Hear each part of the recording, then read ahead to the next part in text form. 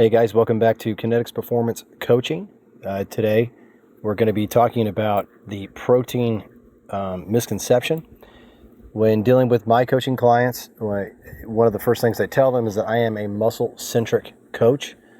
As a body recomposition specialist, what I do is I take your biometric data from DEXA scans and other data that you can feed me, and we actually look at what your diet can do to actually change that body composition.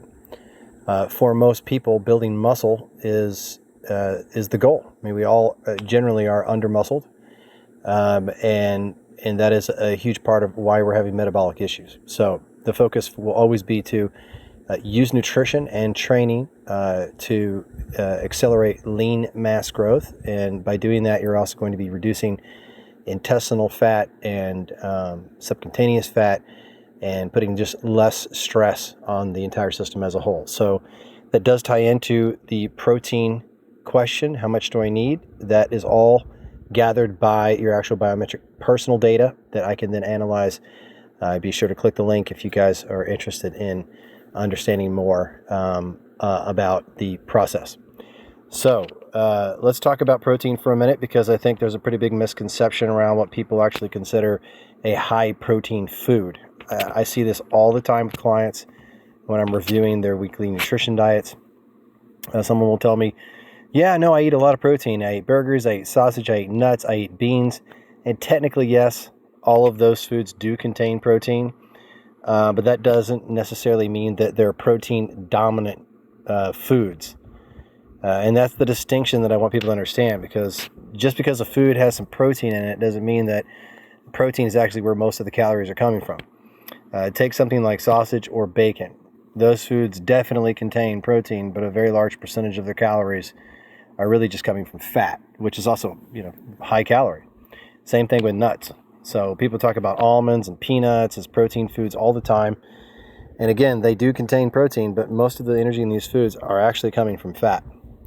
So if you got things like beans, lentils, quinoa, those can absolutely be part of a healthy diet. They provide some protein, fiber, minerals, carbohydrates. But if your goal is specifically to get a large amount of protein into the diet without also bringing in a huge amount of other calories, they're not necessarily the most efficient way to do it. So that's that's the point. So the foods aren't bad. You just have to understand what job the food's doing in your personal diet. Again, that's based off of what you're trying to drive in your body recomposition, right? Because foods change you. When you're eating the food, it's altering you, and the process of you developing into the future is the summation of what you're feeding it into that future, right? So your body's going to become the inputs that you're giving it through nutrition, sleep, and exercise.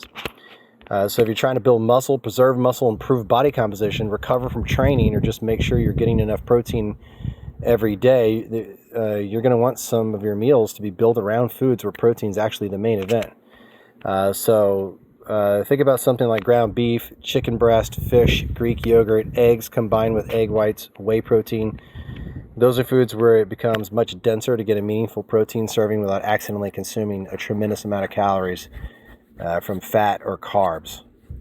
And that's good, because protein intake is one of those things that people often think that they're doing better than they actually are. So you can eat what looks like a pretty substantial meal and still end up with surprising little protein.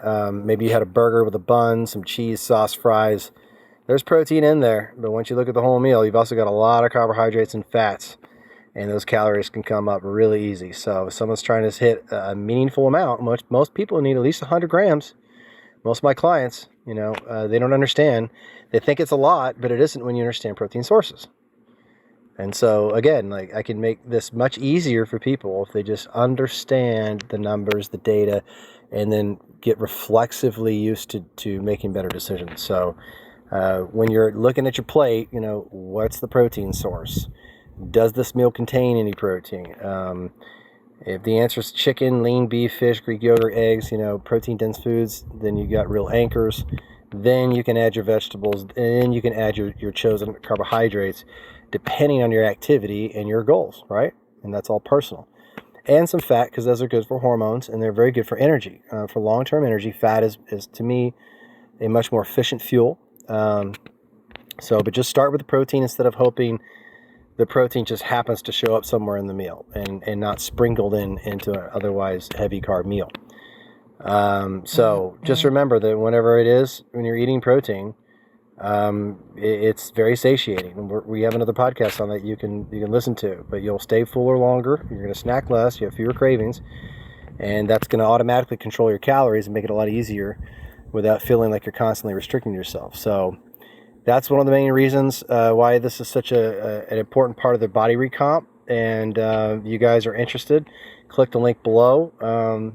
Contact me. I do have a free body composition DEXA review that you can get and learn more about this approach. Hope you enjoyed it, and I will see you next time.